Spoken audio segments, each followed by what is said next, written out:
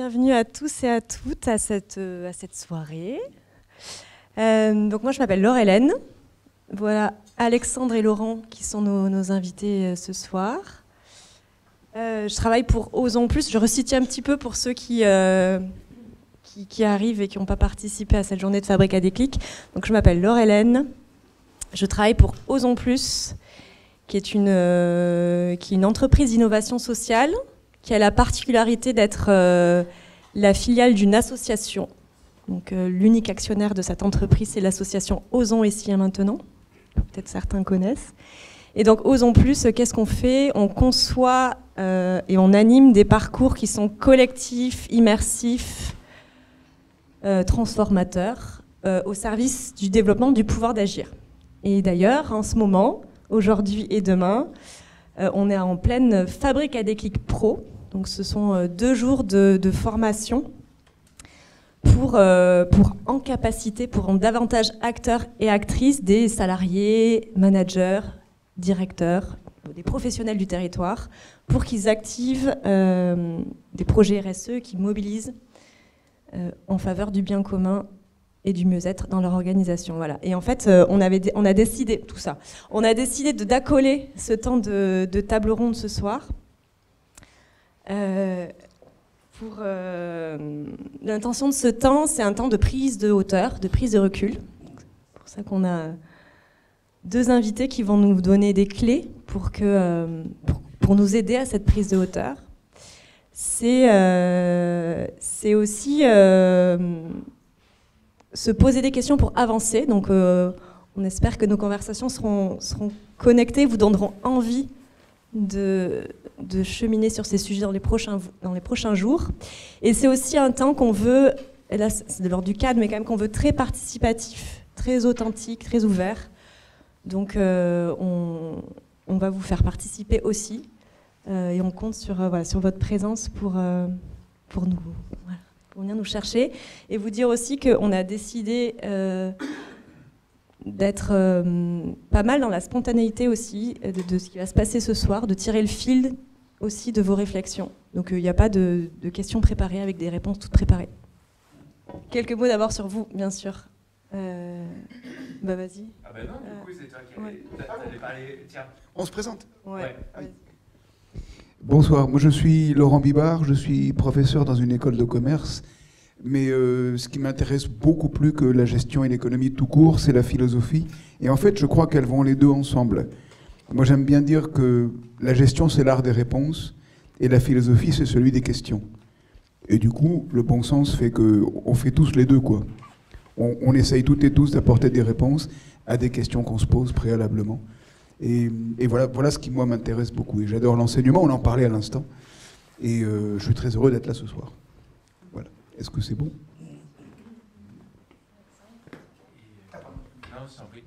Moi, je suis Alexandre. Pour faire écho à ce que tu disais, cher ami là-bas, donc moi aussi j'ai 2 enfants qui sont petits, mais moins petits, mais comme petits, qui ont 2 ans et 5 ans, 46 ans. Donc je suis un tout jeune en train d'être vieux, et je suis quelqu'un de joyeux. Et j'ai reçu plein d'amour quand j'étais petit et je suis plutôt privilégié. J'ai un bon génome et du coup, je me suis dit peut-être que je pourrais trouver un moyen de partager ça, ce ton, sur cette manière de voir le monde, d'une manière qui donne de l'espérance. Et j'ai créé la Fabrique Spinoza qui est très modestement le mouvement du bonheur citoyen. C'est tout.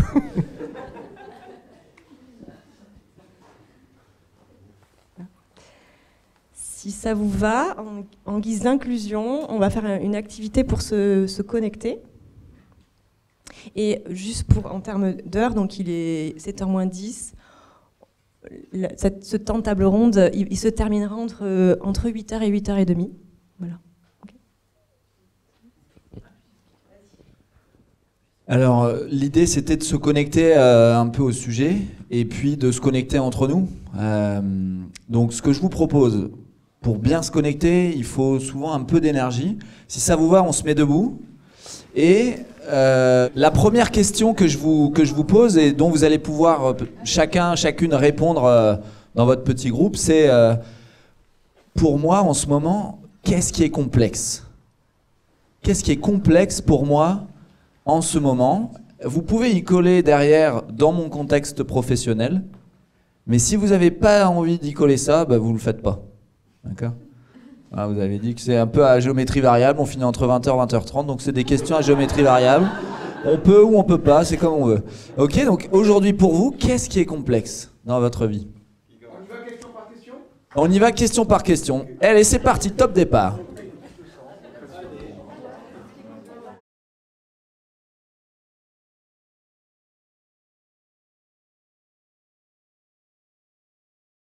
Je vais vous proposer une nouvelle question. Là, je sens la soif d'échange, donc allez, je suis sympa. Je remets une nouvelle question, une nouvelle pièce dans la machine. Donc, on avait le sujet de la complexité. Évidemment, ça va être abordé. Et il y a la question de l'éthique.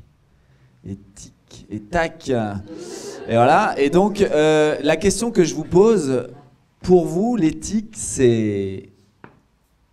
Allez-y, je vous laisse échanger.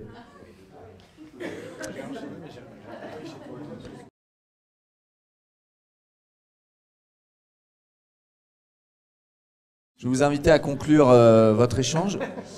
Un petit merci pour le groupe dans lequel vous étiez. Et puis je vais vous inviter à reprendre votre place.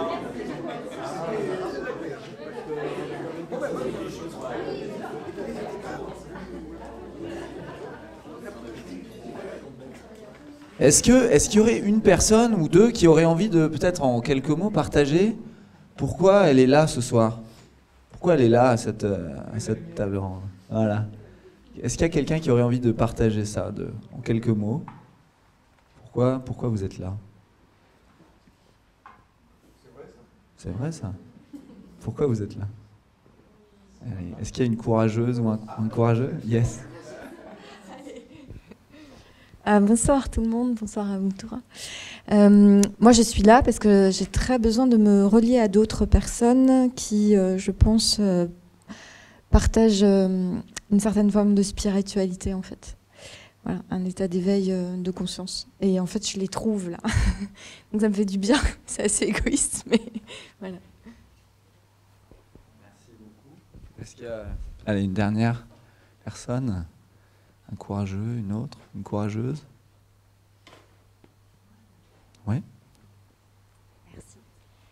Moi, j'ai eu deux petits-enfants. Enfin, j'ai eu 2 enfants ces dernières années, en 4 ans. Et du coup, je me suis un peu déconnectée de ce qui était très important pour moi. Et là, depuis donc, ma deuxième a 10 mois. Et depuis 1 mois, je sens que j'ai à nouveau de l'espace pour... recultiver ce qui est très très très important pour moi. Et ça fait vraiment écho à ce que tu disais de me relier parce que je suis aussi nouvelle à Bordeaux. Donc voilà, je suis là pour être au contact de pairs avec qui il y a vraiment des enjeux partagés et moins me sentir seule en fait avec ces élans-là. Voilà. Moi, je vais Merci. prendre un petit cours, venir te voir pour avoir des astuces. Mais merci pour vos 2 partages. Et puis, je vous invite chacune à prendre là ces quelques secondes pour vous. Essayez de vous centrer juste avant de recevoir et de vivre ça, de pourquoi vous êtes là. C'est important de l'avoir bien intégré pour pouvoir bien en profiter. Mais bonne table ronde.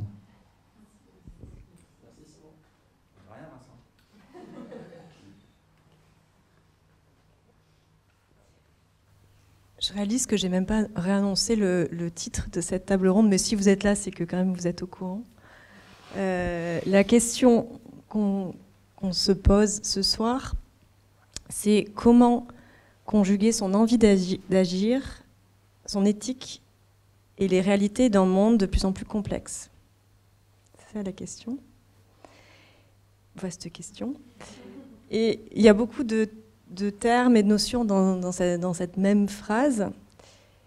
Donc, on va commencer peut-être par les clarifier. Je ne sais pas si ça a émergé dans votre groupe, mais nous, déjà, on s'est posé la question, mais alors, attends, c'est compliqué ou c'est complexe ? C'est ce qui n'est pas simple. Enfin, déjà, on n'était pas tout à fait sûrs de nous. Et du coup, pour ouvrir cette table ronde, je vais me tourner vers Laurent. Et Laurent, est-ce que tu peux un peu nous clarifier les mots compliqués qu'il y a dans cette phrase? Est-ce qu'ils sont compliqués? Est-ce que tu peux les rendre simples pour nous, s'il te plaît? Non. Si, on va s'y efforcer, bien sûr. En fait, avant de venir à la complexité, je voudrais saisir au vol l'une des interventions qui a été faite en disant « Mais pourquoi vous êtes là ?» Et la première personne qui a parlé, vous avez dit c'est égoïste, je veux du lien. Et je voudrais souligner que l'égoïsme peut être de très bon aloi s'il n'a pas pour but l'égoïsme. Il y a un philosophe qui est très peu connu, mais qui est un grand bonhomme, qui s'appelait Eric Weil, qui a publié en 1951 un bouquin qui s'appelle Philosophie morale. Et dans le livre, il dit « Le premier devoir de l'homme, alors génériquement bien sûr, hommes et femmes, c'est d'être heureux. » Et quand l'éditeur a vu ça, il a renvoyé le bouquin en disant « Il y a une erreur là ». Et le philosophe renvoie le bouquin en disant « Mais non, pas du tout, lisez la suite. » Et l'idée, c'est le premier devoir, c'est d'être heureux, parce que quand on est malheureux, on ne répand que du malheur.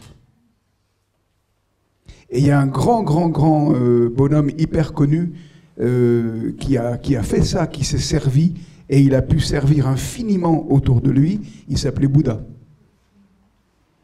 Et du coup, je crois que c'est important qu'on repère que nous devons du bonheur.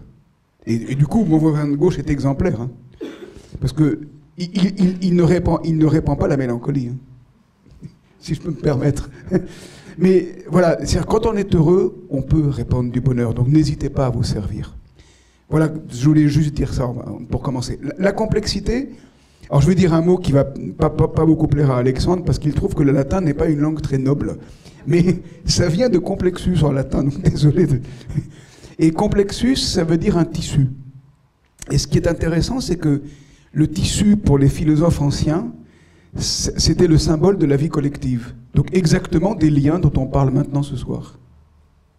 Et du coup, on peut dire ce soir, c'est complexe. Au meilleur sens du terme, et je vais ajouter un petit point sans être trop long à Laurent, mais au meilleur sens du terme, vous allez voir, je précise ce que veut dire compliqué. Il y a une métaphore qui circulait en gestion il y a une trentaine d'années, qui est toujours très vraie. On disait, un avion c'est compliqué, un plat de nouilles c'est complexe. Et je vais vous dire pourquoi on peut dire ça. L'entrelacement des nouilles dans une assiette, si on le bouge, il y a de fortes chances qu'on ne puisse pas restaurer l'entrelacement initial. Vous prenez votre fourchette, vous commencez à bouger vos spaghettis bolognaise pour mélanger avec la sauce, et après vous dites « Ah, je voudrais revenir à la configuration initiale », c'est foutu. Et ça veut dire c'est irréversible. C'est complexe, c'est comme un tissu. Le tissu, vous le déchirez, on ne peut pas le refaire. Alors que compliqué, ça veut dire quoi? Ça veut dire plier. Je prends exprès un exemple qui peut paraître extrêmement difficile, et c'est difficile. Allez, le plus gros avion du monde qui ne vole plus maintenant parce qu'il dépensait trop d'énergie, l'Airbus A380, il n'est pas complexe. Quand on révise un avion, alors il faut des équipes, il faut un bon mode d'emploi, il faut des gens compétents, mais en gros, on révise un avion, si on vérifie qu'il va bien, tous les 10 ans, un truc comme ça, on le démonte complètement, et donc on pose les pièces les unes à côté des autres, on repère celles qu'il va falloir changer, et on le remonte. Et l'avion, il vole, de nouveau. C'est réversible. Compliqué, ça veut dire plier. Expliquer, c'est déplier ce qui est compliqué. Ça, c'est l'origine du mot. Et dans le langage courant, on dit c'est compliqué, ça veut dire en fait c'est difficile. Et c'est vrai que c'est difficile. Un Airbus A380, tout le monde ne peut pas le démonter, le remonter.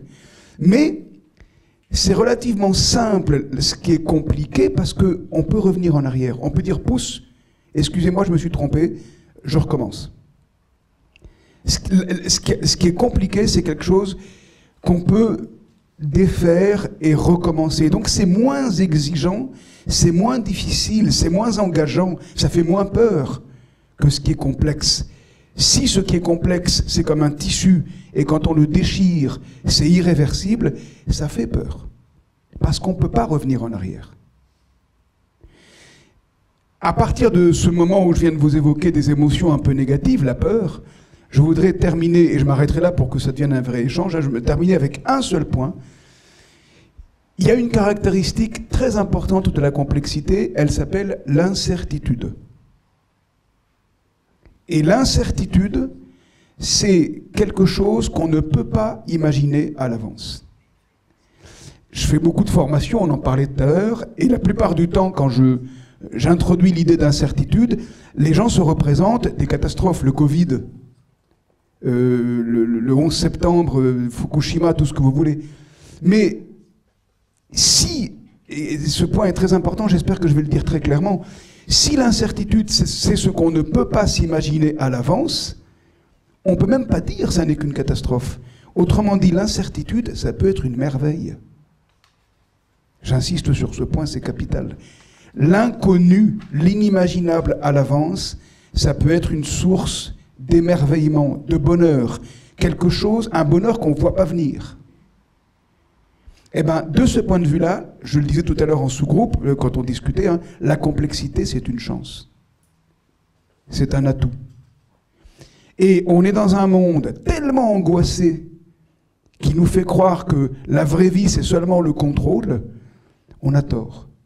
Parce qu'à vouloir tout contrôler, on perd le sens de saisir nos chances.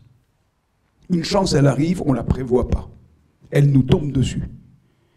Moi, j'aime beaucoup dire, comme j'ai entendu une personne qui a une vie très difficile et une vie très modeste, tout récemment, la formule qu'elle utilise, elle est géniale, elle dit « Nul n'est à l'abri d'une bonne surprise ».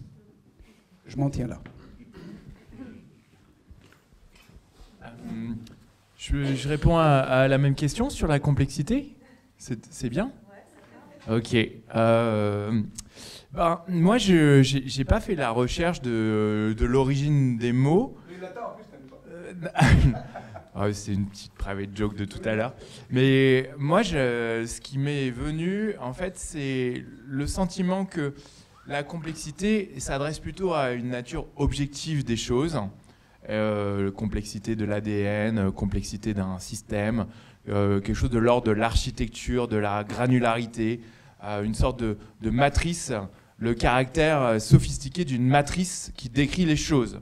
Et que compliqué, ce terme, on l'utilise de manière plus spontanée parce qu'on y rajoute notre propre désarroi vis-à-vis de ce qui est en face de nous. Et finalement, je trouve que c'est le dialogue entre le mot compliqué et complexité qui est utile, parce qu'il nous parle de l'extérieur et de l'intérieur.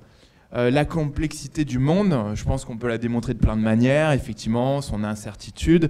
Moi, je pensais aussi, comme tout à l'heure, j'ai des problèmes de train, ça me fait penser à un épisode très anodin d'il y a quelques années, je dirais moins de 5 ans, où pendant quelques heures, les SMS chez Orange n'ont plus marché. Pendant 4 heures. Ça a été catastrophique. Moi, j'ai pensé à tous ces hommes et ces femmes qui ont raté une rencontre amoureuse. J'arrive dans 30 minutes, surtout bouge pas. Et en fait, derrière, j'avais lu de la presse dessus, et les gens expliquaient qu'on avait mis sur les 4 heures, 3h50 à comprendre d'où venait le problème. Et après, on l'avait résolu. Et ça démontre pour moi de manière cristalline le côté systémique du monde. On a bâti un machin, on a les plombs de l'avion, ou des réseaux Orange, et malgré tout, quand ça tombe en rideau, pour savoir de quel endroit ça vient, ça c'est complexe. Le monde est complexe parce qu'on a énormément de choix possibles. Y a un chercheur, je crois comment il s'appelle, c'est Schwartz, je crois, qui parle du syndrome de la vinaigrette. Quand on arrive dans un supermarché américain, on a 165 manières différentes de faire une vinaigrette. Pareil, il avait calculé que, et le chiffre d'il y a 10 ans, dans un magasin de hi-fi, ça n'existe plus trop ce concept, c'est pour ça que j'ai dit que j'avais 46 ans tout à l'heure, on peut fabriquer 2 millions de chaînes différentes en assemblant l'ampli, etc., avec les enceintes. Et du coup, ce choix externe, finalement, est une complexité, mais ça fait le lien avec l'intérieur, qui est notre capacité à adresser, à gérer, nous saisir de cette complexité. Et là, ça devient compliqué. Compliqué, c'est aussi ce qui a marqué sur Facebook, quand le statut amoureux, vous êtes célibataire en couple ou it's complicated. C'est-à-dire qu'il y a plein de choix, mais bon, on n'arrive pas trop à se décider. Et sur le caractère intérieur donc, que je nomme « c'est compliqué », et bien là-dessus, ce qui me semble être sous-jacent à notre utilisation de ce mot, c'est qu'au fond, c'est très difficile de comprendre pourquoi on fait des choix. C'est quand même assez difficile. Si on demande à des gens, est-ce que vous préférez toucher 100 € dans une semaine ou... Non, c'est comme, attendez, que je ne me trompe pas. 100 € maintenant ou 200 € demain, vous répondez quoi? Vous répondez 200 demain? Ah bon? Parce que quand les économistes demandent aux gens, les gens répondent 100 € maintenant. Ah non, voilà, c'est peut-être 100 € maintenant ou 200 € dans un mois. Vous répondez quoi là? 100 €. On répond plutôt, là vous êtes d'accord, on répond plutôt 100 € maintenant. Par contre, si je vous dis, est-ce que vous préférez avoir 100 € dans un an ou 200 € dans un an et un mois? 200 € dans un an et un mois. La première réponse, c'est notre cerveau reptilien ou limbique qui répond. C'est un peu d'émotion, un peu de peur, d'avidité. Dans le deuxième cas, c'est notre cerveau rationnel, plutôt néocortex, qui répond. Les économistes ils disent que ce sont des incarnations différentes de nous-mêmes qui répondent à la première ou à la deuxième question. Donc savoir qui décide à l'intérieur de notre belle tête ou de notre beau cœur, ou de nos beaux pieds, c'est pas facile. Quelle est l'incarnation qui est aux commandes? Et pour moi, la complexité, ce qui est compliqué, c'est la difficulté de comprendre qui est en train d'opérer des choix, y compris éthiques, face à la complexité du monde. Bon, c'est... Est-ce que tu veux réagir sur ça et notamment sur toi, le lien que tu fais entre l'éthique et la complexité? Oui, en reprenant ce qu'Alexandre vient d'évoquer, en fait, on vit en activant sans cesse les deux cerveaux. Et j'ai envie d'ajouter, pas seulement le cerveau, on utilise beaucoup trop l'idée et le mot de cerveau à notre époque, comme s'ils n'étaient pas dans un corps. Un jour, en formation permanente, une dame commence sa question en disant « mon cerveau », et je l'arrête exprès, c'était le tout début de la journée. Donc à froid, je l'arrête et je dis « non, attendez, moi si j'ai 30 cerveaux posés sur les tables, là je me barre en courant ». Ça fait une peur terrible des cerveaux posés sur des tables.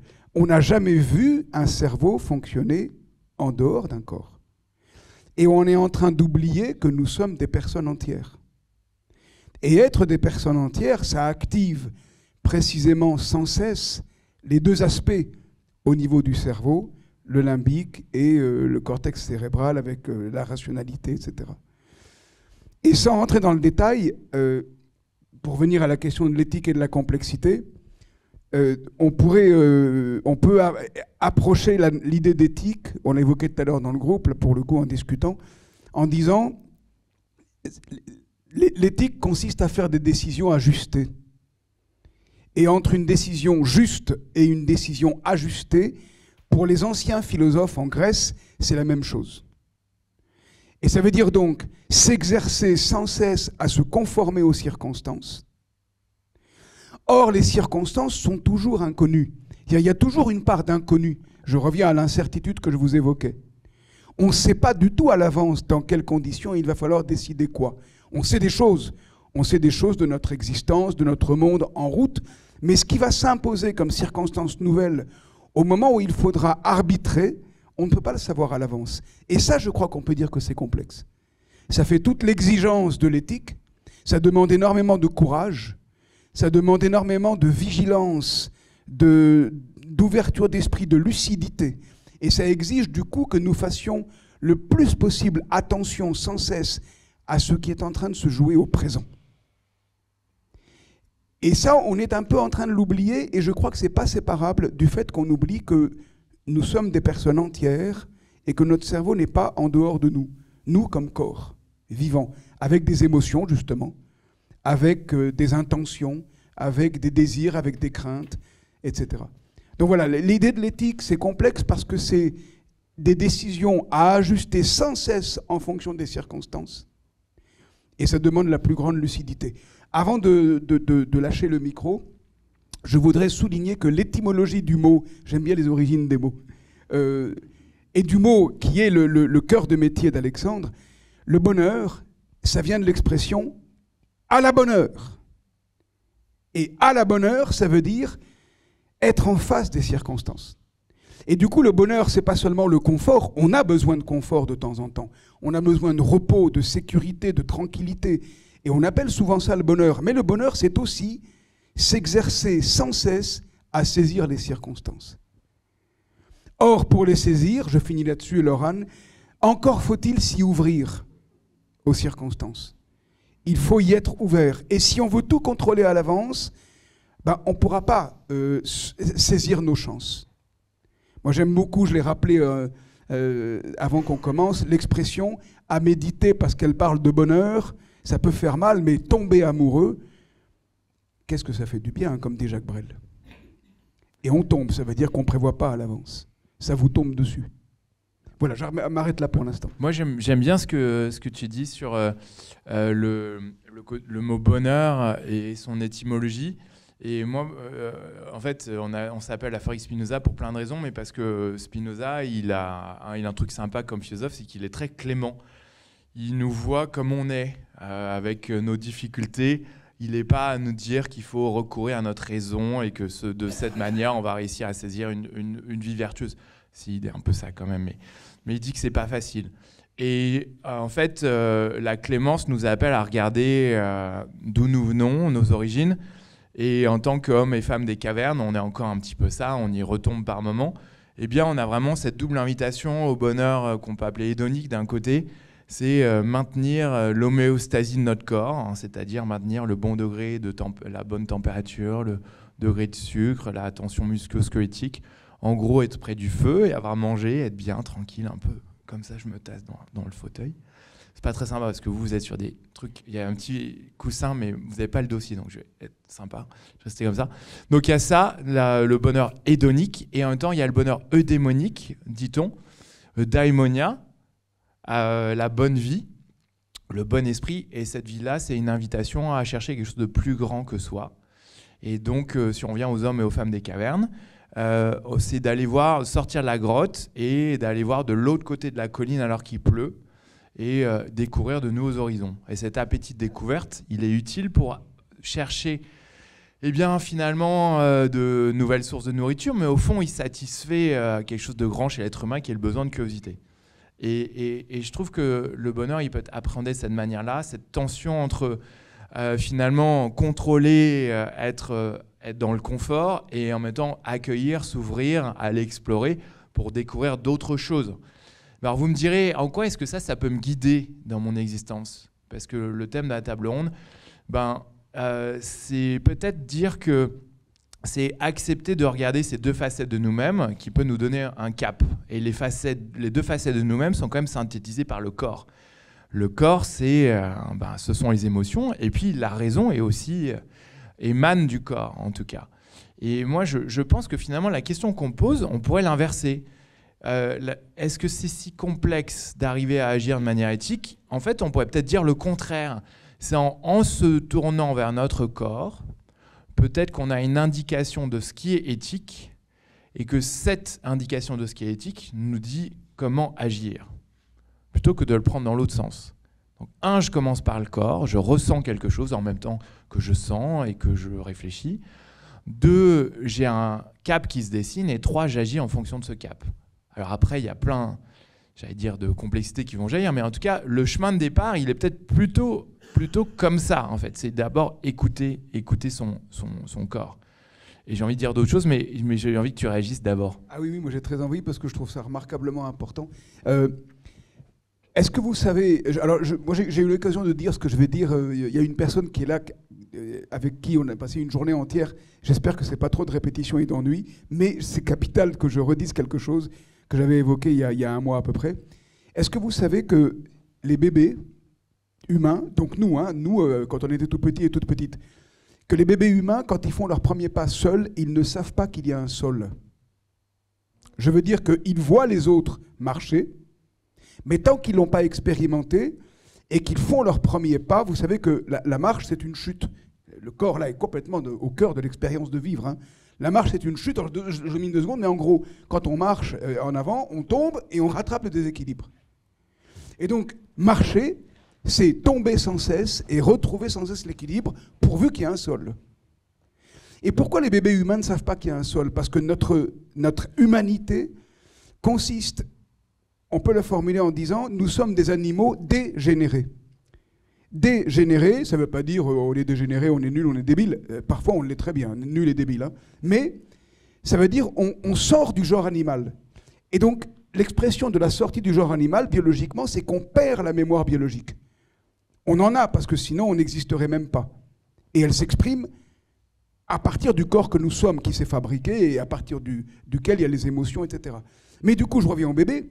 Si la mémoire humaine n'est pas du tout du même niveau que l'instinct animal, d'une part, le système nerveux humain nous met debout, et non pas sur 4 membres, implique qu'on va marcher, et quand il y a des animaux qui sont parfois bipèdes de temps en temps, les ours, etc., ben, ils ont la mémoire biologique qui leur dit il y a un sol, pas de souci. Nous, on se met debout, le système nerveux nous met debout, mais on n'a pas la mémoire du sol. Et ça veut dire que nous sommes faits d'un élan qui nous dépasse, la curiosité dont parlait Alexandre à l'instant. Hein. Pourquoi pas aller voir au-delà de la grotte, de l'autre côté de la vallée, et il va se passer plein d'inconnus qui à la fois font peur, mais en même temps qui nous attirent. Nous sommes faits pour aller vers l'inconnu. Et j'y insiste d'autant plus que c'est à partir de notre corps tel qu'il s'est fabriqué. C'est-à-dire, il s'est mis debout, nos ancêtres, ils avaient, avant notre hominisation, avant qu'on se mette debout, nos ancêtres étaient à 4 pattes. Hein. Donc le système nerveux fait maintenant on marche debout, sauf petit bébé pendant un certain temps. Et le fait de marcher debout fait qu'on va vers l'inconnu. Au début, on ne sait pas qu'il y a un sol. Et nous avons tous eu, sauf les personnes qui ne peuvent pas marcher, mais c'est accidentel pour l'humanité, quand on peut marcher, on a tous connu ce moment où, pour la première fois qu'on a avancé seul, on est allé vers le vide. Et symboliquement et réellement, c'est capital pour qu'on comprenne notre humanité. On est dans un monde où nous voudrions actuellement beaucoup trop tout contrôler. Je ne dis pas qu'il ne faut pas de contrôle. Le contrôle, on peut le symboliser par le sol. Donc on a besoin de sol stable. Mais en même temps, à partir du sol stable, nous nous élançons vers l'inconnu. Eh bien, dans le monde où nous sommes, qui est difficile, qui est incertain au pire sens du terme, parce qu'il y a des guerres et tout, mais on croit que la seule réponse, c'est de tout contrôler. C'est pas vrai. Alors Laurent, moi quand tu dis, en t'écoutant, c'est rigolo parce que je suis d'accord avec toi, mais en entendant ce que tu dis, ça me provoque un esprit de contradiction malgré tout. Et ça, j'avais pas prévu. Hein. Et je me dis, l'incertitude est à ma gauche. Et je me dis, moi j'ai peur en fait, j'ai quand même assez peur. Je ressens cette besoin de sol. Alors je suis quelqu'un de joyeux, je faisais des crises de bonheur il y a longtemps, vraiment, et je me voyais comme un rock psychologiquement, à soutenir mon asso, ma famille, plein de gens et tout. Ma femme aussi est très solide. Et puis depuis le Covid, je fais des crises d'angoisse. J'en ai fait 3 ces 2 dernières années où tout d'un coup j'ai le cœur qui bat très vite. Et je dois m'arrêter de travailler pendant une journée. Or, il y a des raisons, complications dans la grossesse et tout.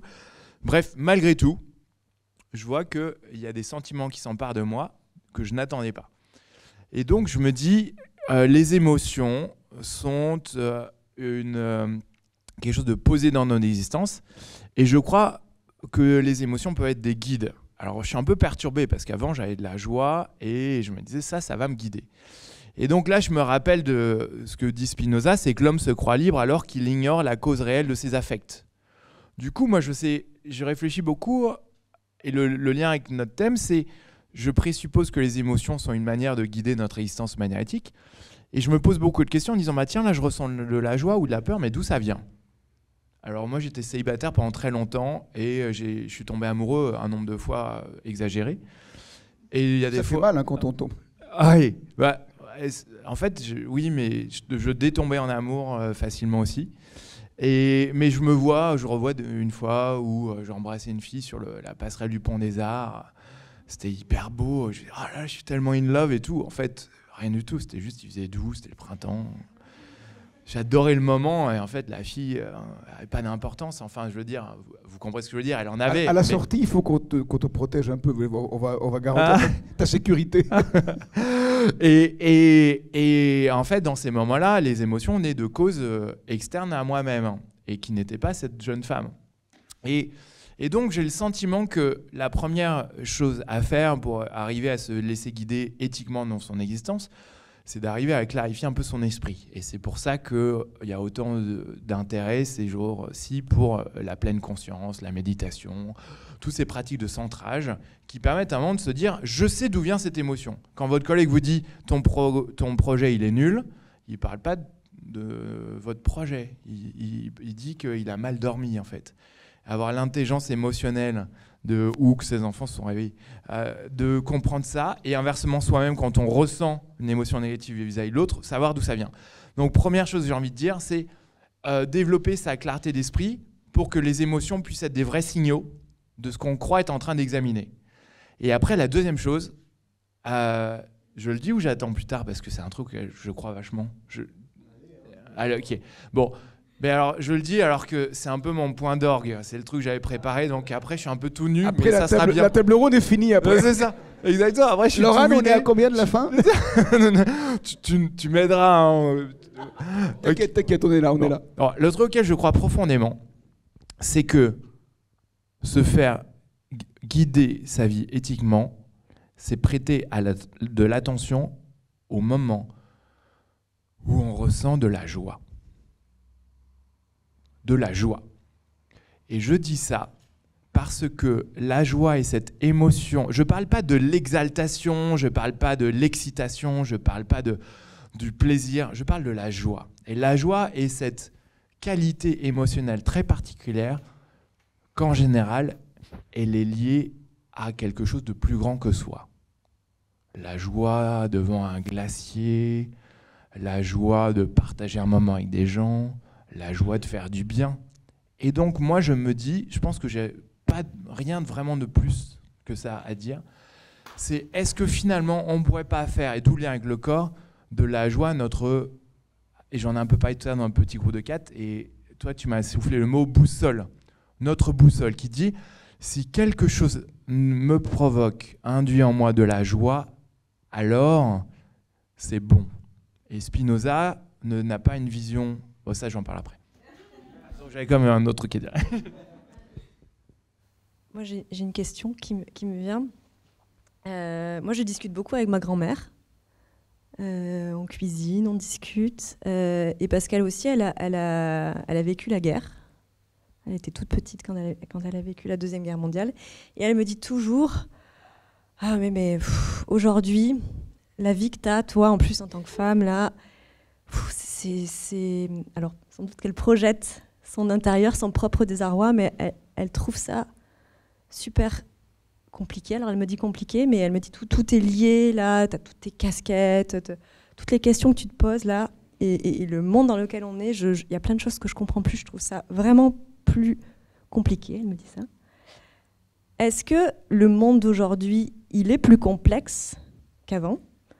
Ou est-ce que c'est une idée qu'on projette un peu pour se défendre et pour peut-être pas agir ou se cacher un peu derrière ? Moi, je trouve très important. Je vais revenir à ce que vient de dire Alexandre, qui est capital et à quoi je souscris tout à fait. Je vais ajouter un point, mais c'est très important de bien accorder toute l'importance à l'origine du mot complexe.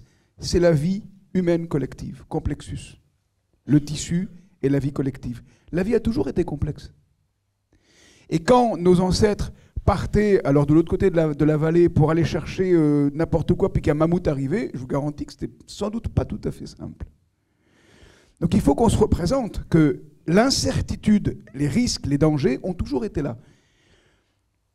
Ça s'accélère peut-être du fait d'être des interconnexions au niveau mondial et on a l'impression que les choses vont plus vite. Mais je dis exprès on a l'impression parce que nos peurs alimentent une complexité délétère. Et on ne voit pas du tout assez que la complexité qui est l'inimaginable à l'avance, ça peut être des merveilles. Nous sommes en train de perdre le sens de l'émerveillement, sauf quand on a un voisin comme ça.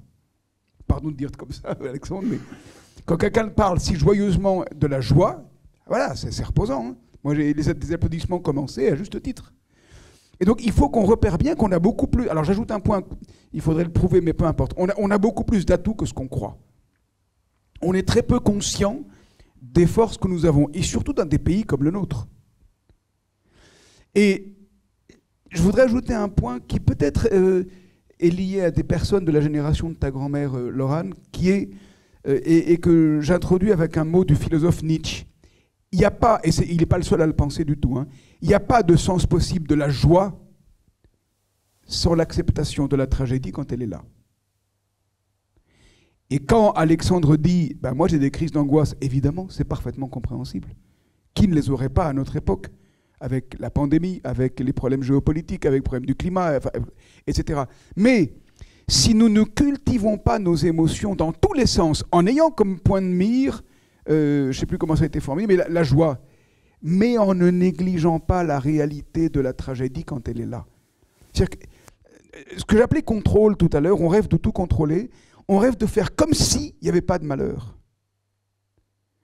Déjà, il y a 30 ans, on cachait l'idée que la mort existait. Maintenant, les transhumanistes disent une bêtise colossale qui est qu'on va devenir immortel. Ça n'a aucun sens. On peut creuser si vous voulez, mais ça, c'est des rêves. Alors, c'est beau comme rêve, mais dans la réalité de nos vies, il y a de la joie, il y a de la tragédie, et c'est inséparable. Et cultiver nos émotions comme tu proposes qu'on sache les entendre, ça implique peut-être de devenir un roseau. Tout à l'heure, tu as dit, je ne sais plus comment tu as formulé, mais ce n'était pas la métaphore de l'arbre que je vais prendre, mais tu as dit, je voulais être un roc, ou un truc comme ça. Et quand on veut être un roc, on veut être comme un chêne. Un chêne, c'est très puissant, c'est très beau un chêne. Un ouragan, il vient, il le détruit. Moi, j'ai eu cet exemple tout récemment dans ma région. Il y a un énorme chêne, il y a eu une tornade, c'était fini en à peu près 4 minutes. Un roseau qui est bien enraciné, mais qui est souple. C'est la métaphore de savoir jouer avec les émotions. Pas seulement, sans vouloir contrôler. Le chêne est un très bon symbole du contrôle, et on a besoin de contrôle. Je ne suis pas en train de dire qu'il n'en faut pas. Mais si on voulait n'être qu'un chêne, on est infiniment vulnérable aux ouragans. Alors que si on a la solidité d'un roseau avec l'ancrage dans un sol solide et qu'on est souple sur les émotions, en gardant en point de mire la joie, la tempête elle arrive, l'ouragan il arrive et on joue avec. Voilà ce que m'a inspiré ce que tu... Moi peut-être pour rebondir... On n'a pas fini en fait. Oui. Moi je me dis... on est en train de faire l'apologie des émotions, du corps, et peut-être se dire que par raccourci, on pourrait rabaisser la raison. Je pense que la raison, ça n'est pas ce que je souhaite dire, et je pense toi non plus, Laurent. La raison est là pour nous aider à appréhender nos émotions. Mais dans mon association, on est tous un peu névrotiques, hein, parce que voilà, dans la vie... si on devait choisir 2 catégories, il y a les robots et les névrosés. Donc nous, on est plutôt les névrosés. Donc on ressent plein de choses. C'est une chance. Voilà, c'est une grande chance. Voilà, on n'est pas des gens très arides qui font leur travail en prenant... Bref, on est plutôt... On vit les choses pleinement et on se prend des claques. Et dans mon association, on a mis sur un piédestal l'intuition. Donc... tous les décisions se prennent par intuition, et donc c'est filmé, donc si Laure tu m'entends, je respecte énormément ça. Et je suis content que tu aies suivi un stage sur l'intuition pour apprendre à définir un protocole qui te permet de savoir quand tu peux croire en ton intuition et quand tes émotions sont d'une sorte qu'elles te disent quelque chose et elles te guident, versus les moments où ça n'est pas le cas. Et ça c'est important. Pour ne pas virer à une vision sectaire du monde, et deuxièmement, pour se rappeler que nous sommes une union de ces 2 facettes de nous-mêmes, et que la raison est là pour interroger les émotions, savoir ce qu'elles sont en train de dire, et savoir s'il faut les écouter ou pas. Ça, c'est peut-être juste une petite nuance de pensée. Et ensuite, tu nous posais la question sur quand même ta grand-mère, elle s'interroge sur la vie que l'on mène. Oui, elle a raison. Moi, je pense que le gars qui a la vie la plus facile en ce moment, c'est Mathieu Ricard. Lui, c'est un peu fastoche parce que Mathieu Ricard, évidemment, c'est l'homme le plus heureux du monde. Et il fait que de la méditation. Non, mais c'est bon. Alors, ok, c'est un ami de la Faris Fusa, donc si tu regardes Mathieu, je dis ça par moquerie sympathique. Il fait des conférences et tout, mais globalement, il médite 100% de son temps. Sa vie est un peu monolithique. On essaie de tout faire. Il y a une étude de, je crois que c'est Stevenson et Wolfers, qui a comparé les attentes des hommes et des femmes entre 1970 et les années 2000. À l'époque, sur une quinzaine de critères, les hommes en cochaient 12, comme des choses sur lesquelles ils voulaient se développer. Les femmes en cochaient, j'ai oublié le chiffre, mais genre 4 ou 5. Et les critères, ça pouvait être vie familiale, vie professionnelle, vie spirituelle, réussite financière, etc. Et notre époque a fait que les femmes ont rattrapé les hommes en termes de nombre de domaines de la vie où se développer. Le niveau respectif de bonheur des femmes comparé aux hommes a décru. On a réussi à donner une plus belle place aux femmes, et les femmes l'ont prise dans la société. Il y a encore beaucoup à faire dans la démocratie, dans les entreprises, dans les champs de la société, etc. Malgré tout, les femmes sont moins heureuses comparativement aux hommes aujourd'hui qu'elles ne le sont il y a 50 ans. Parce que, eh bien, les femmes, en généralisant, nous ont rejoints, nous les hommes, dans une déraison quant à tout ce qu'on cherche à accomplir dans notre existence. On ne va pas réussir à être accompli sportivement, culturellement, spirituellement, économiquement, familialement, socialement. Je pense qu'il y a quand même ça. Et pas derrière le mot complication ou complexité, on est sur cette ambition d'atteindre toutes ces choses-là. Et ta grand-mère, elle te dit un peu, mais comment tu vas faire pour faire tout ça ? Je peux ? Ah oui. La question, moi je trouve que tu l'amènes très bien, elle amène immédiatement à se demander, mais on veut quoi et pourquoi ? Ah oui. Cette question, elle est essentielle, elle m'amène à quelque chose que je voulais expliciter par rapport aux émotions, quand Alexandre a dit attention, on fait l'éloge des émotions. C'est pas dans ce sens-là, je crois. Moi, j'ai pas entendu notre échange dans ce sens-là. Mais s'il s'agit de parler de la raison, je crois très utile de clarifier, je vais revenir aux étymologies, la différence entre le calcul et le langage. Et pourquoi j'y insiste maintenant ? Parce que on est de plus en plus en train de calculer le maximum de choses qu'on ferait. On est hyper calculateur. Moi, j'étais très frappé, je ne sais pas si parmi vous, il y a des personnes qui parlent de consommer de la musique, et peut-être que c'est le cas. Hein. La première fois que j'ai entendu des étudiants me dire « je consomme de la musique », ça m'a profondément choqué. J'ai pensé « mais non, on ne la consomme pas, on l'écoute ». Et nous devenons des consommateurs, y compris de notre propre vie. C'est-à-dire qu'on voudrait multiplier la quantité de choses que l'on fait et être parfait dans tous les domaines, comme Alexandre vient de très bien le camper. Moi, ça m'a essoufflé quand tu l'as dit. Mais si on prend du recul, on calcule moins et on prend contact avec quelque chose qui est en train de se passer ce soir. C'est là, alors pour l'instant, j'allais dire, nous échangeons, on n'a pas... Je pense que ce serait pas mal de vous entendre sur ce qu'on est en train de vous proposer. Mais nous échangeons en utilisant quelque chose qui s'appelle le langage. On n'est pas en train de calculer ce soir. Et notre monde est fasciné par le calcul qui est censé mettre tout sous contrôle. Je reviens à cette idée de contrôle qui est extrêmement problématique. Et comment on appelle à notre époque le calcul qui met tout sous contrôle ? On l'appelle à tort intelligence artificielle. Il n'y a pas d'intelligence artificielle. Il y a du calcul artificiel. L'intelligence spécifiquement humaine, c'est celle qui passe par l'usage raisonnable du langage, c'est-à-dire qu'on s'écoute. Mais on ne calcule plus. Et je crois que si on réapprend qu'on n'est pas que des calculateurs, que des consommateurs, que des agents économiques, qu'on est des humains complets, avec le sens du beau, comme tu l'as très bien rappelé tout à l'heure, avec le sens du sens, avec le sens de la violence, de la justice, de l'injustice, du bonheur, de la joie, et que ça ne se calcule pas, eh ben, on se recentre. Et l'affolement qui fait qu'on voudrait tout faire, on en est moins esclave. Je finis juste sur un point dans la philosophie que tu aimes bien, d'ailleurs, parce que Spinoza est dans l'horizon du stoïcisme. Les stoïciens sont très clairs, ils disent « Mais on est esclave d'abord de quoi ? De nos désirs. » Il ne s'agit pas de ne pas désirer.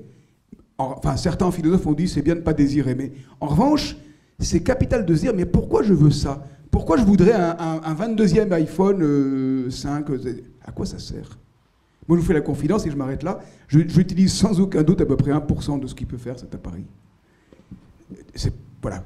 Moi, tu vois, quand tu parles de différence entre langage et calcul, tu dis, nous c'est vrai que si nous calculons, alors il y a peut-être un ver dans le fruit. Ça me fait penser à une étude assez amusante qui compare les degrés d'épanouissement des optimiseurs et des satisfaiseurs. Et donc, c'est des termes anglais, au départ, c'est satisfier et optimizer. Donc, optimizer, c'est vous allez chercher le meilleur téléphone qui correspond à toutes vos attentes. En gros, vous êtes perfectionniste, mais il faut vraiment trouver ce qu'il y a d'absolument correspondant, ce qu'il y a de mieux possible. Le satisfier, c'est celui qui se dit, bon, celui-là, il a l'air d'être à peu près ce qui me va. Et je trouve ça intéressant parce que je pense qu'une optique d'optimisation de son existence, en fait, cache derrière une permanente insatisfaction de son existence. Je vais le dire avec des mots d'un très grand philosophe, mais qui te vont très très bien. Un certain Léo Strauss dit « Quand on est dans cette situation d'optimizer, c'est une poursuite de la joie sans joie. » Une poursuite de la joie sans joie. Merci. Je vais saisir la balle que tu as lancée, Laurent. J'ai très envie d'écouter des questions ou des résonances qui viendraient de vous. Peut-être que d'ailleurs... Ouais, merci beaucoup, Simon. Qui a une question qui est là, présente, brûlante? Fausse alerte. Un commentaire.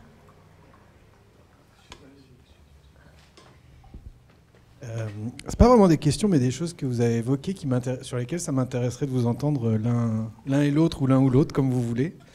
Il paraît, j'ai pas vérifié l'info, mais que l'intuition, ce serait notre cerveau qui intègre une telle complexité que notre conscient n'est pas capable de l'évoquer. Donc quand on parle de complexité et d'intuition, c'est ça qui résonnait, mais je sais pas si vous confirmez l'info ou pas.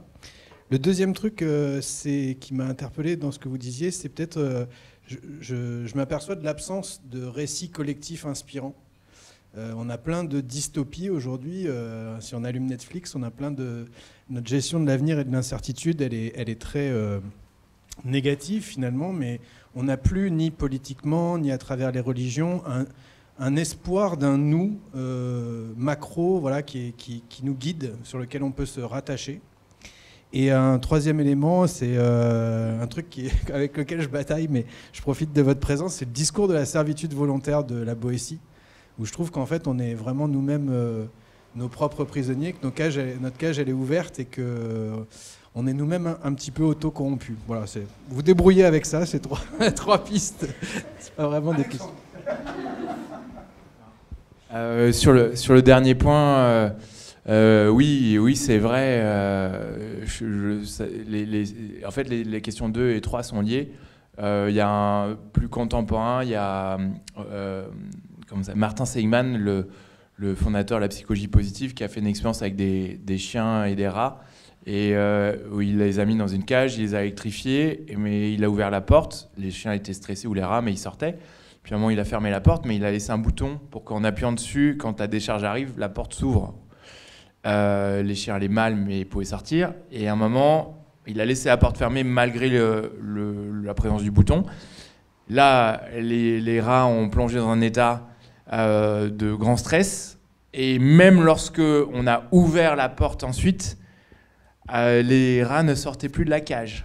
Alors même qu'il suffisait juste de franchir le pas. Et il a appelé ça l'état de résignation apprise. Je voudrais réagir au deuxième point. On ne peut pas réagir à tous, mais... En rappelant l'avertissement d'Albert Camus. En 1951, il publie L'homme révolté, et la thèse de Camus est de dire « Toutes les grandes révolutions contemporaines ont 3 points communs.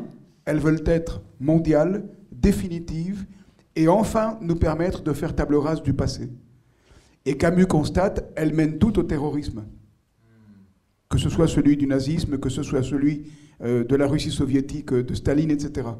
Et il est temps que nous cessions de rêver à des discours communs qui soient mondiaux, qui nous fassent rêver de solutions finales. Je fais exprès d'utiliser l'expression nazie. L'équivalence entre nazisme et communisme a été reprochée à Camus, mais quand on rêve d'une réponse définitive mondiale et nous permettant de faire table rase du passé, on alimente d'énormes problèmes. Il faut qu'on réapprenne des discours positifs dont on sait qu'ils sont locaux, provisoires, adossés au passé, parce que le passé n'est jamais seulement une charge, mais c'est aussi un sol, un appui. Et si on réapprend modestement à se dire ce qu'on dit localement, provisoirement, et adossé au passé en partie, ça a plein de sens, l'espoir peut recommencer. Pour le dire beaucoup plus simplement, ça veut dire faire confiance à des petites choses. Ici et maintenant, le plus possible. Moi, c'est rigolo parce que je trouve ça... J'ai jamais entendu dire ça et je trouve ça hyper smart. Mais j'ai du mal à renoncer à cette idée quand même. À une forme d'universalisme. Et j'arrive pas à prendre le contre-pied de manière rationnelle de ça, mais où placer cette échelle? Parce que je crois pas fondamentalement au côté nation, c'est pas ce qui m'appelle le plus. Je sais pas, la France, la grande France. Et pour autant, j'ai l'impression qu'on arrivera peut-être à sortir d'une ornière si on arrive à construire un grand récit collectif. Et ça m'interpelle que tu dis ça, que c'est une impasse. Et je vais prendre un exemple qui peut-être pourrait le contrebalancer, c'est celui de l'écologie. Nous, on a cherché à produire, peut-être que j'ai utilisé le mot complémentaire qui justement te donne raison, à la Favoris Pinza sur l'écologie. Donc, premier discours alarmiste, catastrophiste, collapsologiste. Voilà, on voyait le truc. C'est important. Et nous, on s'est dit, et en fait, pour reprendre un mot qui a été cité, émerveillement, et si on se tournait vers ces plantes devant nous, elles sont toutes vraies d'ailleurs? Ouais, d'accord, je suis myope donc. Mais peut-être je peux m'émerveiller tout en étant... parce que je suis myope. Et en fait, je peux arriver à retrouver une connexion avec ce vivant. Les scientifiques parlent de O-A-W-E. Awesome, vous savez, c'est incroyable. O, c'est fascination, c'est émerveillement. Quand on ressent ça, cette expérimentation, cette émotion-là, en fait, elle nous fait nous sentir plus petits et elle nous fait nous sentir plus reliés au vivant et elle change nos habitudes de consommation derrière. Elle change jusqu'à nos désirs. Et donc, je me dis, ce discours-là, ce récit qui serait « je me reconnecte à la nature, donc je l'aime, donc je veux la protéger, donc je m'engage », j'ai l'impression que c'est un fil à tirer pour reconstruire un récit universaliste vis-à-vis de la nature. Et il prendra plus ou moins selon les endroits de la planète, selon les niveaux socio-économiques, selon la proximité à la nature, mais qu'on ne doit pas quand même perdre à retoucher ce qui fait qu'on est fondamentalement ensemble, être humain ou ensemble. Alors, j'ai redemandé le micro parce que je trouve ça hyper important. Oui, on est d'accord, mais avec des nuances. Il y a un récit collectif. On est en train de l'oublier. Il s'appelle la formalisation d'un État ou de conditions politiques où tous les humains seraient reconnus et respectés universellement dans leur singularité par tous les autres. Ça s'appelle l'état de droit. Ça s'appelle la démocratie. Et ça n'a jamais existé ça n'a pas existé depuis toujours. Ça s'est fabriqué avec le temps. La première expression de l'état de droit, elle remonte à la fin du XVIIIe siècle et au début du XIXe. Et le danger, c'est qu'on est en train de l'oublier. Parce que, comment dire, les pays même qui ont vu émerger cette idée, la France, l'Allemagne, etc., n'ont pas fait que des merveilles depuis 200 ans. Loin de là. Mais là, le risque, c'est qu'on jette le bébé avec l'eau du bain. C'est-à-dire qu'on se dise, même l'état de droit, puisqu'il a été élaboré par un Occident qui a eu des comportements extrêmement douteux par rapport aux colonies, eh ben, il faut éliminer l'idée. Ça, c'est aller à la tyrannie et à la servitude volontaire. Le récit commun, il existe. Alors, il est peut-être délicat à approcher parce que c'est difficile, mais il y a de très grands textes qui explicitent cet état de droit. Donc, il y a bien un récit commun. Et deuxième point, on gagne à ne pas, je crois, parler d'universalisme, parce que dès qu'il y a un isme, il y a quelque chose en face qui est légitime à dire non, c'est les particularismes qui sont légitimes. On gagne à parler d'universalité. Et c'est quoi l'universalité que je crois on doit avoir en vue? Moi, je partage ton avis. C'est celle de vouloir qu'on se respecte tous. Quelles que soient nos couleurs de peau, nos sexes, nos âges, etc. Et qu'on respecte le monde dans lequel nous vivons. Ça, on peut dire que c'est une qualité d'universalité. Mais quand on dit universalisme, c'est comme si on prenait un étendard pour aller lutter contre ceux qui ne sont pas universalistes. Et ça, c'est la guerre. Et c'est la guerre contemporaine, entre autres, qui a été provoquée par la Russie. Il faut bien clarifier les expressions. Je pense que parler d'universalisme, c'est un combat. Vous savez, les mots en isme, c'est toujours un combat. Il y a un combat, mais c'est celui de l'universalité, au sens le plus qualitatif du terme, que je crois il faut mener. Et Camus ne veut pas qu'on abandonne les récits, mais il souligne la vertu de récits dont on sait qu'ils sont locaux, provisoires, fragmentaires, adossés au passé. Et nous, on peut ajouter ce soir, grâce à ce que tu as dit, oui, et on a formalisé les principes d'État démocratique. Ne les perdons surtout pas de vue. Voilà ce que je veux dire. Je me permets de rebondir sur ce que vous dites. Ça m'évoque quelque chose. Ces derniers temps, nous, on s'est pas mal questionné sur cette question d'échelle.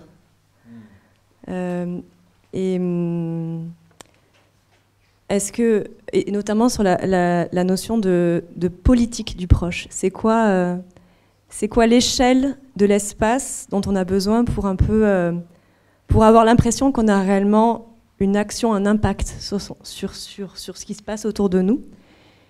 Et en faisant cette expérience-là, c'est un peu la dynamique du pouvoir d'agir, parce que sur cette échelle-là, ça nous donne de la joie, de la reconnaissance, parce qu'on se connecte. Alors ça peut être à l'échelle d'une communauté, ça peut être à l'échelle d'une association, ça peut être à l'échelle d'une commune, hein, au niveau d'une collectivité. Et d'une rencontre comme ce soir. Ou simplement d'une rencontre, voilà. Ça déjà, ça nous redonne une forme d'espérance, ça nous nourrit. Pour après peut-être aussi être plus capable de se réenchanter sur un niveau supérieur. Alors je ne pense pas que ça soit aussi pyramidal, mais moi ça me pose cette question de l'échelle, ou est-ce que c'est simplement à deux? Est-ce que c'est suffisant à deux? Je sais pas. Laurent, moi je brûle de dire, on n'a pas besoin de faire grand pour faire bien. Et à notre époque, on est obsédé, tout le monde, hein, par des actions à impact mondial. Il y a des raisons, puisque la crise du climat, elle est mondiale. Parce que le problème des ressources énergétiques, c'est mondial. Et parce que les problèmes géopolitiques sont mondialisés. Mais le pari, c'est que si on se désobsède de ce qui pourtant est notre monde, mais qu'on se recentre sur ici, maintenant, qu'est-ce qu'on fait de mieux localement, on retrouve le sens de la qualité. Quand Alexandre parle de la joie comme tu le fais, c'est une qualité locale, c'est ici, maintenant. Et il n'y a pas besoin que ton entreprise, la Fabrique Spinoza, ait un écho mondial visible pour qu'elle soit ajustée. Et donc je crois, en écoutant bien Camus, on gagne à réapprendre l'importance des choses modestes. Voilà, il me semble. Est-ce qu'il y a peut-être une autre question, ou une autre réaction? Ouais. Moi, j'ai entendu tout à l'heure... Ouais, merci. Merci Simon. C'est peut-être pour Laurent, tu nous as dit nos peurs alimentent une complexité délétère. Et puis après, tu as complété en disant on a beaucoup plus d'atouts que ce que l'on croit. J'aimerais bien que tu développes ça. Et peut-être il y a une question sous-jacente, c'est pourquoi on est autant divisé dans notre société aujourd'hui? Très brièvement, je crains qu'on soit divisé parce qu'on cherche tous la perfection. On a un rêve d'impeccabilité. Et comme le contenu de ce rêve dépend de nos religions, de nos travaux, de nos fonctions, de nos métiers, ça s'entrechoque. Et si on veut être impeccable, on est dur comme du granit ou comme du diamant. On n'est pas du tout ouvert et poreux. Et je crois qu'il est capital de désapprendre à vouloir être parfait partout, tout le temps. Ça, c'est le premier point. J'y vais brièvement pour venir au deuxième que je trouve très important parce qu'il est source d'espoir. Pourquoi est-ce qu'on sait faire beaucoup plus de choses que ce qu'on croit? C'est parce que toutes nos compétences, elles se cachent. Je le fais hyper bref. Je fais l'hypothèse que la plupart d'entre les personnes qui sont là ont le permis de conduire. La plupart, je dirais peut-être pas toutes. Et je vous propose de réfléchir à ceci. Qu'est-ce qui vous garantit que vous savez conduire? C'est que vous n'avez plus besoin d'y penser pour le faire. Et ça veut dire quoi? Ça veut dire que la masse de nos compétences, conduire une voiture, parler une langue et tout, c'est quelque chose qu'on met à l'œuvre inconsciemment. Le cerveau limbique. On n'a plus besoin d'y penser. C'est un réflexe. Mais comme on n'y pense pas, on perd les réflexes de vue. Et comme on ne les voit plus, on ne sait plus qu'on a ces qualités en nous, alors qu'elles y sont. Et comme, je vais boucler, j'espère que ça reste clair, je vais finir sur un point très important, comme nous avons une mémoire biologique pauvre, si vous vous rappelez le coup du bébé, ben nous apprenons depuis que nous sommes nés. Tout le monde. Et donc nous engrangeons des compétences en quantité et qualité, mais gigantesques. Et quand on les met à l'œuvre, on les oublie. On dit, hein, la culture, c'est ce qui reste quand on a tout oublié. On n'y pense plus, on fait des trucs. Mais si on y repensait, on redécouvrirait des tonnes de choses qu'on sait faire, qui nous permettraient de réagir dans l'inconnu à propos de projets nouveaux, et on se dirait, mais bon sang, bien sûr, ça pourrait marcher. C'est-à-dire qu'on a beaucoup plus de ressources que ce dont on a conscience, parce que nos ressources deviennent inconscientes. Et si on ne les regarde pas, on ne pourra pas les retrouver. Et les regarder, ça veut dire simplement se dire, tiens, j'ai réussi ça, comment j'ai réussi? En général, on parle de choses qu'on rate, hein, du futur et des échecs. Mais les réussites, on n'en parle quasiment jamais. Passez-moi l'expression, on s'assoit dessus. Il faudrait qu'on regarde comment on réussit ce qu'on réussit. Et on redécouvrirait combien on est compétent sur des tas de trucs. Absolument tout le monde. J'espère que je suis clair, je ne sais pas, Olivier, et pour mesdames et messieurs. Moi, pendant que vous réfléchissez à vos questions, sur l'intuition tout à l'heure, oui, c'est vrai. Voilà. Moi, je sais pas quels sont vos métiers, mais je trouve que c'est très difficile de savoir l'impact que l'on a.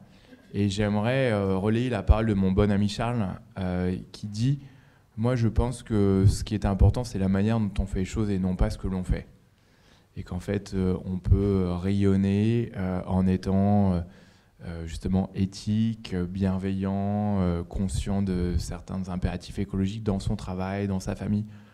Alors moi, je lui dis, mais quand même, tu vois, moi, j'ai créé un projet qui avec du sens. Tu crois pas que... Il me dit, c'est comme Saint Paul, quoi. Je fais le mal que j'abhorre et non pas le bien auquel j'aspire. Donc c'est très difficile de savoir l'impact qu'on produit, par-delà la manière dont on fait les choses.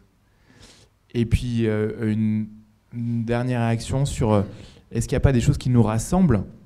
Moi, je pense qu'on aurait plus de facilité à se rassembler si on avait un socle d'expérience commun. Et ce socle d'expérience, je pense que l'éducation peut jouer un rôle et que l'éducation n'est pas assez expérientielle. On ferait se connecter, comme je disais tout à l'heure, l'ensemble des étudiants ou des élèves au vivant, à ressentir ce sentiment-là de « oh », je pense que ça changerait la donne. On permettrait à des enfants, via l'école de la philanthropie, de faire des gâteaux à l'école et de les amener à l'hôpital et de voir ce que ça fait comme bien à des enfants qui sont malades. On redévelopperait un sens de la fraternité parce qu'on a goûté à cette générosité. Et ainsi de suite. On peut égrener les expériences. On ferait l'expérience du flow, qui est le fait d'être plongé dans une activité et d'être absolument passionné pendant 30 minutes sur cette chose. On redécouvrirait la possibilité d'avoir un métier qui nous nourrit par la suite parce qu'on a vécu physiologiquement ça. Et ainsi de suite. Et je pense que cette expérience, ce socle expérientiel-là de fondamentaux humains nous permettrait de converger un petit peu plus vers des récits et communs. Et une dernière chose, sur nos qualités, allons voir. VIA, Value in Action, c'est la théorie des forces, c'est un questionnaire qu'on trouve en ligne, issu de la psychologie positive et qui classe nos 34 forces. Et ce sont des anthropologues qui ont examiné, Peterson et Seligman, le psychologue, qui ont examiné à travers la planète les grandes vertus de l'humanité, quelles que soient les cultures, qui a cherché à les rendre universelles et à les décliner ensuite en force de caractère.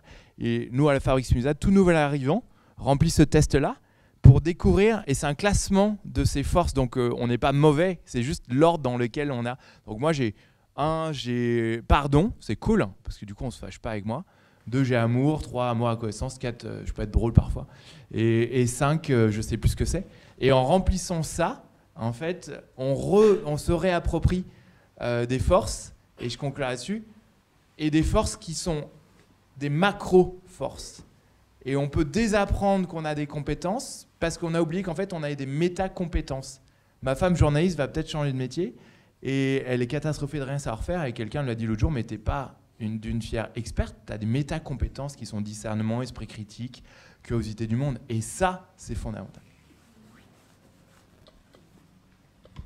Est-ce qu'il y a une dernière question avant qu'on passe à la phase de bilan où on va vous ressolliciter un petit groupe? Je ne sais pas si on entend. On l'a entendu? Ouais. Merci beaucoup pour ces échanges qui sont vraiment très très enrichissants. Moi j'aime beaucoup la notion d'échelle parce que je pense que c'est à notre échelle, entre nous, là, qu'on peut changer les choses et pas du tout à une échelle méta. Malgré tout, je suis assez inquiet parce que quand je regarde l'évolution du monde aujourd'hui, j'ai l'impression qu'on va vers... si on rejoint les deux notions éthique et complexité, le monde est ressenti de plus en plus par les gens comme étant très complexe. Bon, on peut remettre ça en question ou pas, mais c'est un ressenti général, ça. Et dans cette complexité, l'éthique s'oublie puisque on va vers une simplification. Aujourd'hui, il y a plein de populismes qui sont en train de fleurir partout dans le monde. Et l'essence du populisme, c'est de simplifier les choses et d'annoncer des recettes miracles qui n'arriveront jamais. J'en veux pour preuve l'élection en Argentine du dernier président, mais on pourrait citer 1000 exemples comme ça. Et donc, quels sont selon vous, est-ce que c'est une question d'échelle? Moi, j'ai envie de dire oui, il faut être très positif et puis actionnons à notre échelle. Mais quand on est une échelle macro, on voit que la réponse à la complexité, c'est la simplification, quoi. Je ne sais pas ce qu'on peut faire de ça.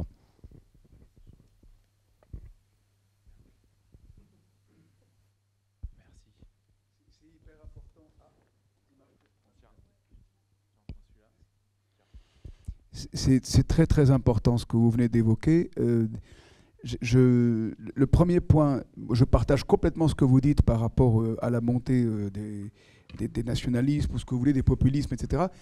Et je pense qu'il faut l'appeler très clairement, c'est du simplisme. On a tous besoin d'un monde simple. Et le monde simple, on peut le symboliser par un monde avec un sol solide et qu'on a sous contrôle, qu'on maîtrise. Et le propre des théories des complots, des populismes et autres, c'est de trouver des boucs émissaires pour expliquer, rappelez-vous, hein, on déplie la complexité du monde. Ah, c'est complexe à cause d'eux, etc., etc. Le nazisme est typiquement une théorie du complot. On trouve le coupable. Donc les simplismes sont des réductions du réel, quasiment tout le temps adossées à de l'angoisse, et expriment le rêve d'éliminer la complexité. Et rappelez-vous, derrière la complexité, il y a l'incertitude. L'incertitude, c'est l'inimaginable à l'avance. Et bien, dans un monde où on rêve que le monde ne soit que simple, donc un monde où on est simpliste, eh ben, on veut faire comme s'il n'y avait pas de complexité. Et on dit, ah ben la complexité, c'est la faute à machin. Non, la complexité, c'est le monde où on vit. Et il a toujours été complexe. Il est peut-être un peu plus. Mais encore une fois, nos émotions à propos de la complexité rajoutent de la complexité. Et du coup, je vais aller jusqu'au bout. Les émotions, si elles nous provoquent de la peur au point qu'on devient simpliste et qu'on va voter pour quelqu'un d'extrémiste qui nous fait croire qu'il va épuiser la complexité du monde en éliminant telle catégorie de la population, tiens, les chauves. Ah non, t'es pas encore... oui. Ouais, je suis en chemin. Ouais, t'es en chemin. Donc en gros, tout ça, c'est la faute aux chauves. Et ça, c'est typiquement un énoncé simpliste. Eh bien, nous en sommes tous complices si nous rêvons de contrôler le monde. Il n'est pas contrôlable. Il est contrôlable partiellement, localement, provisoirement. Et il est toujours entouré d'inimaginables à l'avance. Des catastrophes possiblement, moi je ne l'ai pas nié, hein, ça peut être des catastrophes, et aussi des émerveillements inattendus. Mais moi, je suis d'accord avec ça. Et en même temps, j'ai envie de dire, soyons pas que défensifs en se disant qu'il y a quand même des grandes solutions. Nous, on croit à la Félix Pinza, à la politique, En ce moment, on a une loi à l'examen au Sénat. Alors, le Sénat n'a pas beaucoup de pouvoir, mais qui est que les sociétés d'EHPAD aient l'obligation de devenir des entreprises à mission. C'est une des propositions de la Fabrique Spinal. Nous, on dit que dans certains secteurs, d'une part, l'éducation, la santé, le développement durable, d'autre part, au-delà d'une certaine taille d'entreprise, eh bien, une entreprise a l'obligation de devenir une entreprise à mission, au-delà de 1000, 10 000, 100 000 collaborateurs, que sais-je. Je pense qu'une loi comme ça, elle peut avoir un impact majeur. Je pense aussi qu'on propose qu'à l'image du Parlement anglais, qui avait tenté ça, que les parlementaires aient l'obligation de faire, c'est pas l'obligation, mais soient très fortement incités à faire de la méditation avant les séances publiques. Et ça a été tenté par un groupe transpartisan en Angleterre pour améliorer la qualité du dialogue transpartisan. On pense également que, comme nos amis d'Alenvie, que dans le champ de la santé, eh bien, l'ensemble des professionnels, qui soient auxiliaires de vie, infirmiers, médecins, etc., doivent avoir un tronc commun de 2 à 3 ans au début de leurs études qui soit sur le savoir-être et la qualité du lieu humain. Et on pense qu'en faisant ça, ça permettrait d'améliorer la qualité du soin, de diminuer le coût du système de santé français et donc rentrer dans des budgets de plus en plus contraints. Quand j'amène ces idées-là, c'est juste pour dire que on n'a pas chiffré ces mesures-là par des économistes. Néanmoins, je pense qu'elles sont crédibles. Et je veux dire par là qu'on a quand même, on n'est pas juste à agir chacun à notre échelle locale. On peut aussi se ressaisir de la chose publique et penser qu'il y a des solutions macro au niveau politique qui puissent avoir une influence et nous diriger de manière presque consensuelle. Parce que dans ce que j'ai dit, c'est pas non plus on renverse la table. Vous voyez ce que je veux dire, hein? On peut être en désaccord, mais on n'est pas sur du droite-gauche, on n'est pas sur du que sais-je. Donc gardons un peu espoir en cela aussi, en le pouvoir du politique. On dit, moi je ne disais pas le contraire, je partage complètement, hein, parce que les exemples que donne Alexandre sont complètement convaincants. Mais ça se fabrique. Ce qu'on est en train d'oublier, c'est le sens du chemin. Ce qu'Alexandre vient de dire, c'est il faut essayer, quelle que soit la taille. Il faut essayer. Et ça, c'est aussi très proche de ce que Camus suggère. Camus, il dit, il y a eu des grandes révolutions qui ont fait rêver à une solution finale, mondiale, etc. Et il dit, mais non, ça s'essaye tous les jours, la vie. Et c'est son autre livre, pas L'homme révolté, mais le mythe de Sisyphe. Il finit le mythe de Sisyphe en disant il faut imaginer Sisyphe heureux. Sisyphe, vous savez, dans la mythologie grecque, c'est un bonhomme qui monte un rocher en haut d'une colline. Et quand il va enfin y arriver, le résultat, le rocher retombe. Et puis Sisyphe, tenace, il recommence. Mais il sait qu'il va échouer tout le temps. Et donc Camus dit mais c'est absurde. Et en fait, il dit mais non, c'est pas absurde. La vie, c'est d'essayer. C'est le chemin. Et on est trop obsédé par le résultat à notre époque. Et très souvent, quand on abandonne l'obligation de résultat au profit de celle de l'essai, obligation de moyens, on est beaucoup plus agile. Beaucoup plus agile.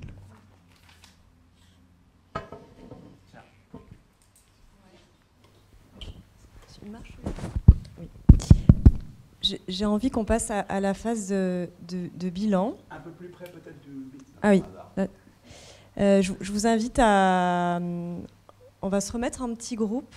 On a pas mal parlé de joie, de connexion. Et du coup, j'aimerais bien vous inviter à vous mettre en groupe et vous poser 2 questions. La première, c'est... Micro. Ah, pardon. Celui-là, il est mieux, je ouais, j'ai l'impression que celui-là est peu... La première, c'est quoi la dernière situation où vous avez éprouvé de la joie? Est-ce que, du coup, je vous invite à la partager. Donc, vous allez vous remettre par 4. Et vous allez vous reconnecter à cette joie et la partager. Et la deuxième, c'est avec quoi vous repartez ce soir-là, ici et maintenant, le cerveau farci, plein d'envie, mais avec quoi vous repartez en vous connectant vraiment dans l'ici et maintenant. Ok ? Donc c'est 2 questions assez simples. La dernière fois où vous avez éprouvé de la joie, et avec quoi vous repartez, et on se met par 4. Et après, qu'est-ce qu'on fait ? Et après, il y aura, du coup, pour les groupes qui se sentiront, il y aura un petit partage. Ok ? À tout le monde. Ouais. Ça vous va ?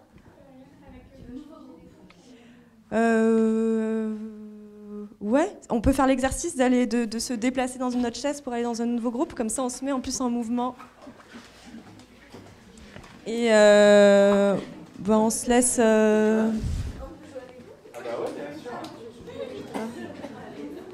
5, 10, entre 5, ouais, 7, 5 minutes.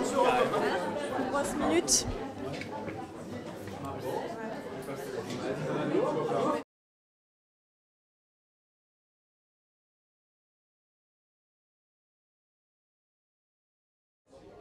Je sens que les conversations sont lancées.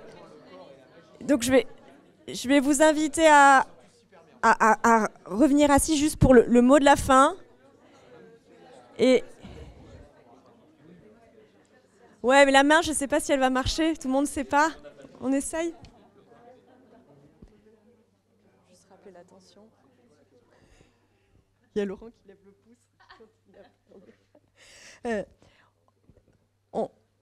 On se rassoit pour le mot de la fin, ça vous va? Je vois l'heure qui tourne. Et j'en profite pour vous dire une information capitale et essentielle que j'ai oublié de vous dire en début. C'est que juste après, il y a des petits fours, il y a du vin, il y a des bulles, il y a de l'eau et il y a... Voilà.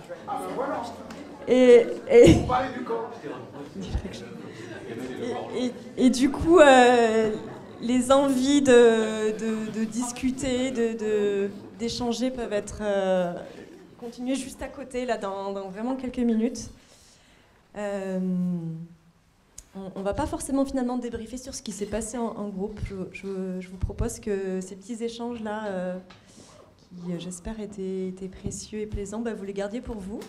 Et du coup, je vais vous donner la parole pour le mot de la fin, de façon assez libre. Ça peut être avec quoi vous repartez, ou la substantique moelle du message. Alexandre, est-ce que tu veux? En fait, moi, je repars avec des questions, et c'est drôle parce que tu as commencé comme ça en parlant de philosophie, que c'était l'art de poser des questions. Donc moi, je repars avec des questions, à m'interroger sur l'ambition. J'en parle un petit groupe de mon projet, qu'est-ce qu'on cherche à faire. Et du coup, ça résonne avec une phrase que j'avais envie de vous partager. C'est cette espèce de tension entre faire et être. Et moi, je ne sais pas très bien où aller entre les deux. Faire beaucoup, faire bien, ou faire peu et être bien, être joyeux et tout. Et donc, j'avais préparé cette phrase de Christian Bobin, qui est mort il y a 1 an ou 2, enfin assez récemment, je dirais il y a 1 an. Et lui, il dit, dans Le plâtrier siffleur, il dit « Contempler, c'est casser tout ce qui ressemble à de l'avidité, mais aussi de l'attente ou un projet. Contempler, c'est casser tout ce qui ressemble en nous à une avidité, mais aussi une attente ou un projet. » Et je me dis que peut-être l'enjeu, c'est de diriger sa vie en faisant un équilibre entre ces grands projets, quels que soient ce qu'ils sont, et ces moments-là de contemplation.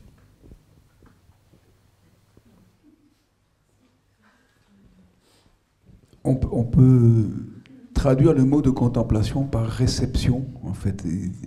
On reçoit... Le mot de contrôle que je vous évoquais, c'est du volontarisme, et on est très habité par une culture qui n'est pas celle de la contemplation. Et c'est très beau ce mot de merci de l'avoir extrait de Bobin. Moi, je voulais juste dire que je repars avec des saveurs, celles de la rencontre, et j'aime beaucoup souligner que, et c'est tout à fait alexandrien, je me permets de dire comme ça, dans l'horizon des propos d'Alexandre, ce que je vais vous dire, je crois, mais quand on éduque le goût, par exemple par des bonnes saveurs, on parlait de cuisine dans le sous-groupe à la fin, là, on donne le goût de l'éducation. C'est hyper important d'éduquer le goût, ne serait-ce qu'alimentaire, puis après vestimentaire, esthétique, tout ce qu'on veut, et ça donne le goût de l'éducation. Et moi, je repars ce soir avec des saveurs. Je trouve que les rencontres, c'est des saveurs. Et il y a vraiment eu, je trouve, des échanges superbes. Et, voilà.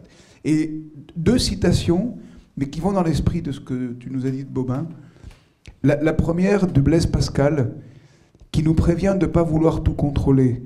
Elle est très impressionnante. L'homme, hommes et femmes bien sûr, l'homme n'est ni ange ni bête. Et le malheur veut que qui veut faire l'ange fait la bête. Méfions-nous de vouloir faire les anges. Et le dernier, je l'extrais d'un poème d'Aragon. Il faut l'extraire parce que le poème global est triste, mais l'extrait est génial et plein de bonheur à venir. Il dit, alors je vous dis, il est triste, on connaît tous la chanson, elle a été chantée par Brassens, il n'y a pas d'amour heureux, mais oublions le texte. Au contraire, l'amour c'est le bonheur puisque ça nous tombe dessus. Mais en tout cas, à un moment, il y dit, rien n'est jamais acquis à l'homme, et là également évidemment au sens générique, rien n'est jamais acquis à l'homme, ni sa force. Donc on peut toujours être plus faible que ce qu'on croit. Donc méfions-nous d'être arrogants, ni sa faiblesse. On peut toujours être plus fort que ce qu'on croit. Méfions-nous de croire qu'on est nul ou trop faible ou que tout est fichu. Rien n'est jamais acquis à l'homme, ni sa force, ni sa faiblesse. Il faut continuer. Voilà.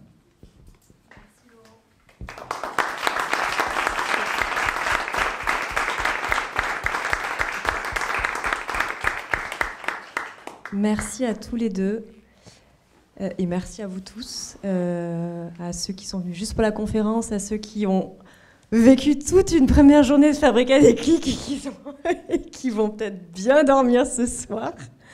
On a parlé du corps aussi ce soir, et donc je vous le disais, là c'est un peu une invitation à lâcher prise, à aller manger et boire pour continuer les échanges. Donc ça se passe à côté, on espère que certains auront encore un peu d'énergie, et sinon pour les autres, merci beaucoup. À bientôt, bonne soirée. Voilà.